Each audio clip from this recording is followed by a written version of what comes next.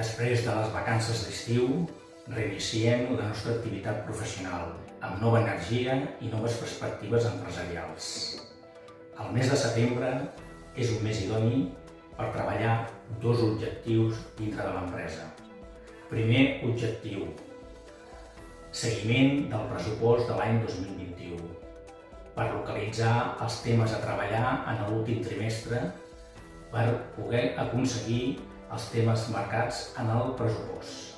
Segon objectiu: començar a treballar la llista d'objectius a desenvolupar a l'any 2022, perquè així, a l'inici de l'any 2022, poder començar a treballar-los. Agremicat, a part dels serveis diaris de laboral, fiscal i jurídic, estem a la vostra disposició per també poder treballar aquests dos objectius, tancament del 2021 i objectius per al 2022.